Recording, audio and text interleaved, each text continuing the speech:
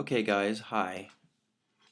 Nice to see you here for this little lesson that I'm going to give about different ways that you can sharpen photographs.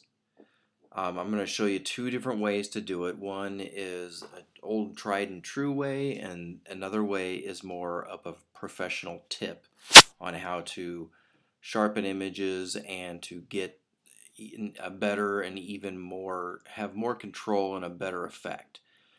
Okay, so anyway, I have here this cute photograph of a little puppy dog, and so this puppy, as you can see, it's a pretty good photograph, but it could be tightened up a little bit. It could be a little sharper. Let's zoom in just a little bit on this so we can see exactly what we're talking about.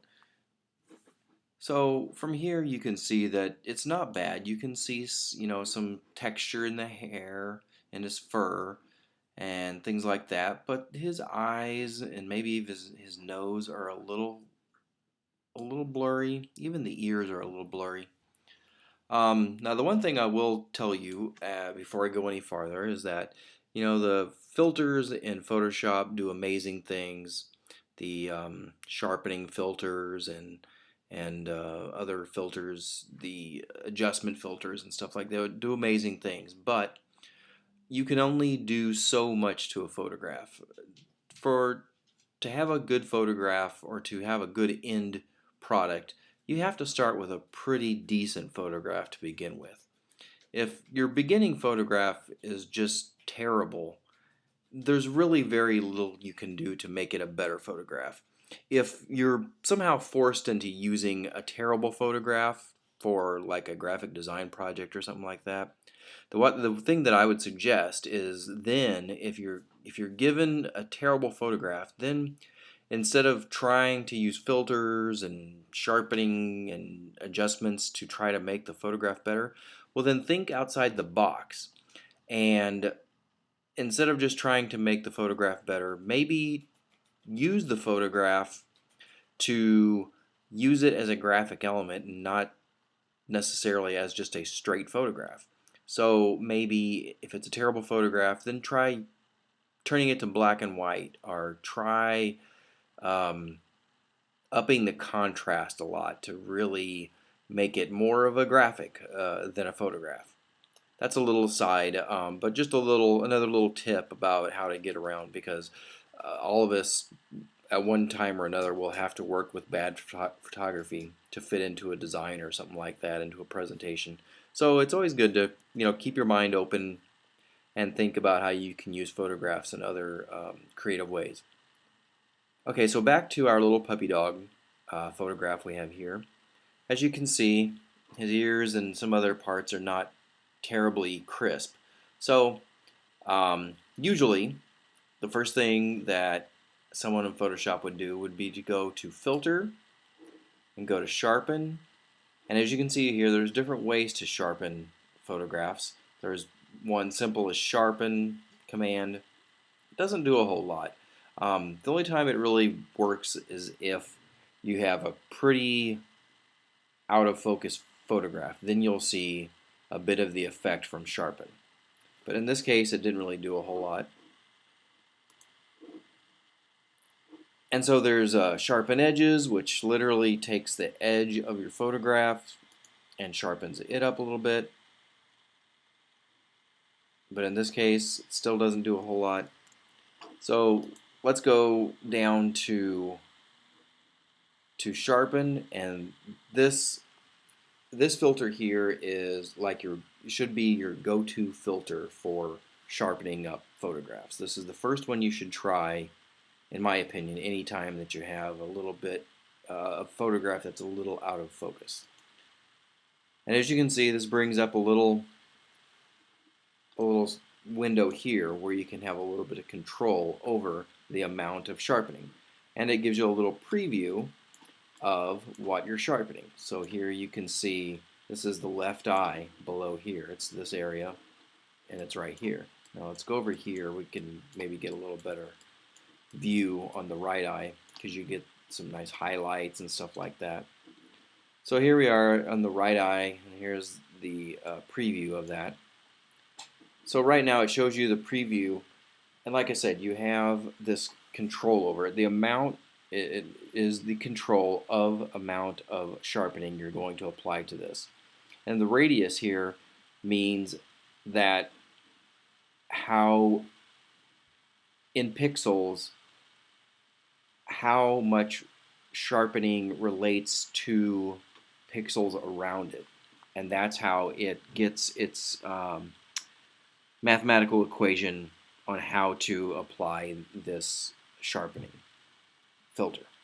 So as you can see, if I were to take this, let's take this back to 100%, just straight 100%. But then let's take the radius and let's move that way up.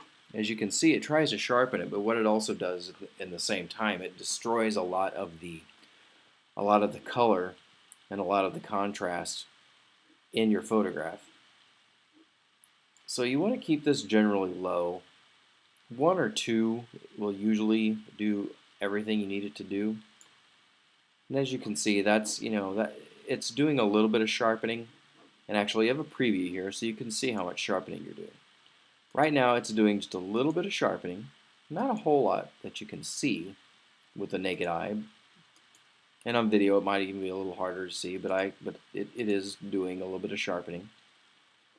But just to show you a little better, let's take this amount, the percentage here, and let's kick that up to like 150%.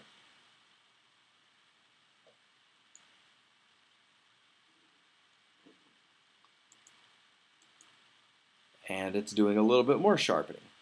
Now, if you take your radius up to 2, you'll see that actually is a pretty dramatic filtering now. This is with the filter on, this is without the filter.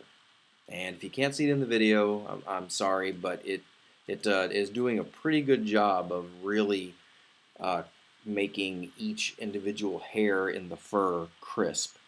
Even and considering this is like not a terribly great photo to begin with, it looks like it was taken with a iPhone or something like that, not a professional camera. So it's doing a pretty good job actually of sharpening everything up. So that would be, like I said, my go-to way of sharpening up a photo.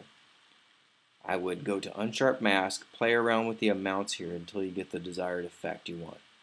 So that, like I said, that's one way you can do it. Now here is a more, this is like a pro tip. This is what professional photographers and designers use if they really want to get more control and a better look at the end after using filters and such. This involves a few more steps than just simply applying a filter to it. First thing you got to do is you have to make a copy of your image. So right now it's locked, right? We've talked about that in the layers tutorial. And so the first thing we'll do is that we'll take this, and if you double click it, it changes the name of it and also unlocks it. So now it is a editable layer. And so the first thing we're going to do here is by holding down the Alt or Option key, if I take it and just pull it, and it gives me the double triangles, the double pointers, and that means that I am making a copy of this by holding down the Alt or Option key, either if you're using PC or Mac. And there we go. Okay, so now we have a copy of this. So let's take the copy and we'll move it to the top above the original layer. Okay, so now to the copy, we're going to apply a filter. This filter is under Other, and it is called High Pass. Basically what this filter does is, from what I understand, is that it takes darkest areas, or certain areas. I guess it doesn't necessarily have to be dark, but it takes certain areas and it changes it into a bit of a grayscale. I wish I had a better way to describe exactly what it's doing, but you'll see the end result. So first thing you'll want to do is you'll want to go to using your high pass filter, and you can play around with the radius, kind of like we did with the unsharp mask. Now what you want though here is that you want quite a bit of contrast between your background and your foreground and just features of the photograph. As I took the radius down to just like 3 pixels or so, you don't see a lot of contrast in this filter. So what you're looking for is more contrast, and the way to do that is to go up. And as you see, as it goes into the 10, about like the 10 or 12 point range, you're getting a little bit more contrast around the edges and in the hairs you can see there, and that's very important because that's what we're going to try to accomplish here, is to get a lot of detail in these individual hairs in the fur. So, okay, so I see a lot of contrast between the black and white of the fur and the individual hairs. So that looks pretty good to me. And once again, you have the preview, so you can use that to your advantage.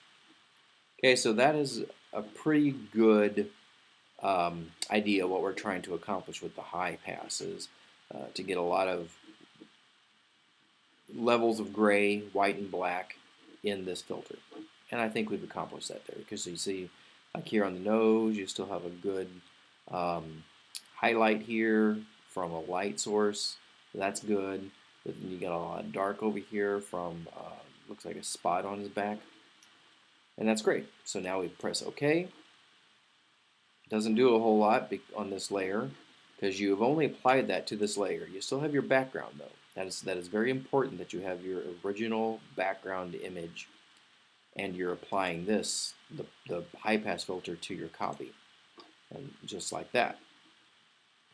So now the next thing you'll want to do is that you'll want to take this and you'll want to apply a blend mode to your high pass layer. Okay, and the blend mode that you want to use here is overlay. Using this blend mode, overlays this high pass filter onto your original photograph. And what it does, it takes those highlights and those high contrast areas and it really boosts them to give you a really actually a better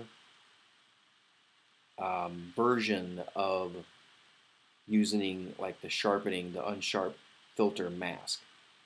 It really, really brings out individual hairs and stuff like that. And if you want a really high contrast for anything, especially with photographs that have texture, like hair or the texture on a brick or cement, or texture on maybe some fabric or something like that, this is a great effect to apply to that kind of thing. Okay, so now that we have that going on, just to give you an idea of the before and after. Okay, so this is the after, and with some really great effects here, with really, really making all the individual hairs on this puppy really pop, and really giving it a lot of extra texture and a lot of give it a more dramatic look. Okay, so that's with it on, that's with it off. And see how a lot of the hair and all of the extra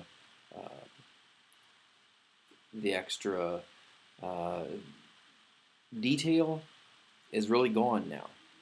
And that's with it off, that's with it on. And really see how it makes that whole thing pop. Even the background really, really tightens up and gives you a lot more detail. Okay, so that is a basic tutorial on how to sharpen images. One technique is to simply use unsharp mask, which usually, for most purposes, is a great simple way to sharpen up an image that just needs a little something to make it look a little better. Now, if you want to get into something a little bit more professional and something that takes a couple of extra steps, I would suggest using this technique of using the high pass filter. All right, and if you have any questions, you can ask them in the video, or you can ask me in a discussion later. All right, thanks for watching.